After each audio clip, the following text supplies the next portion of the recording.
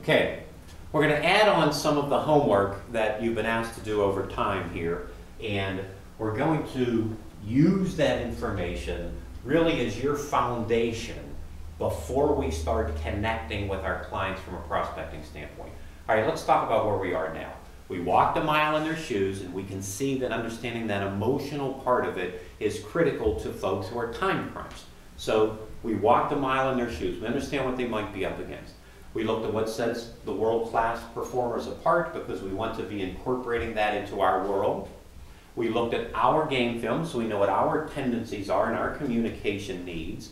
We looked at being able to read others. And now we've taken a look at the marketplace in which we're calling. One of the challenges is to separate sales tactics you may have been familiar with in the past and begin using a conceptual consultative approach to get in. You're going to be leveraging now your experience, your R&D over the past many years, your excellence, your ability to execute, your ability to provide solutions. So you're going to do a little bit of homework. First is, you're going to look at the folks that you've targeted to call on. All right, those folks you really want to get after. Take some time and really think through what are their realities, what are the challenges that they might be facing that could keep them from wanting to work with you. Is there cutbacks in their marketplace? Are there challenges from a competitor? Take a look at those things because that's really important to understand that. The next is, we've asked you to do this before, and now we're going to ask you to expand on it a little bit. What is your value add? All right, so what is it that you can bring to organizations? And I'm going to ask you something very difficult and that may be even painful. But after you write down what your value added is, I want you to ask yourself a very pointed and challenging question. And that is, so what? If you say, I have 35 years experience with X, so what? Others might have 35 years experience with X. And by the way, some people here, I have 35 years of experience, as I have 35 years of experience. Other people hear that I have 1 year of experience 35 times.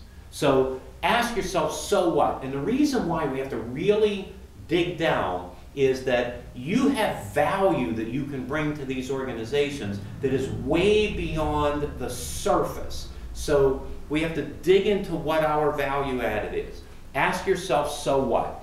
Then the next thing I'm going to ask you with this is to eliminate, in our minds, eliminate any industry specificity. So if you were in the healthcare industry or in manufacturing or you were in the banking industry or you spent years in a professional services industry, whatever that industry is, get that out of your mind. That's one element of knowledge that you have. But the other element that you have, which is really critical, is what you've done in that industry is transferable across the board.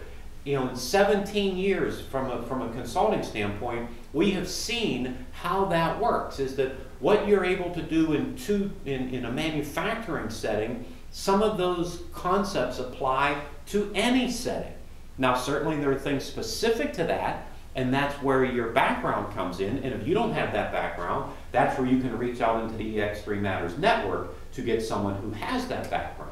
What you have to focus on is not being industry specific, but solutions and innovation specific. And then finally, what are some compelling reasons that someone should work with you? Compelling is defined as having a powerful and irresistible effect, requiring acute admiration, attention, or respect. Compelling.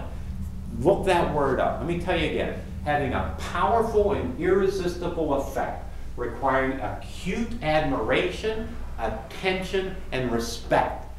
That's what your resume and your experience commands.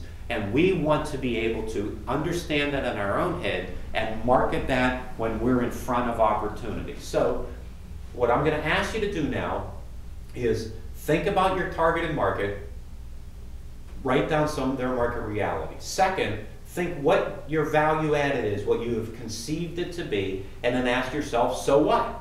And if you can get to the point where it's not minimized by that question, then it really is a solid value added. Get rid of all kind of industry specificity and focus on the result that you brought. And we want to talk about what makes working with you, what makes your resume, what makes your positioning, what makes your solutions require acute admiration, attention, and respect. Let's take some time, take as much time as you feel you need to do this, and let's get that on paper. That will be the foundation that we're going to be using as we move forward.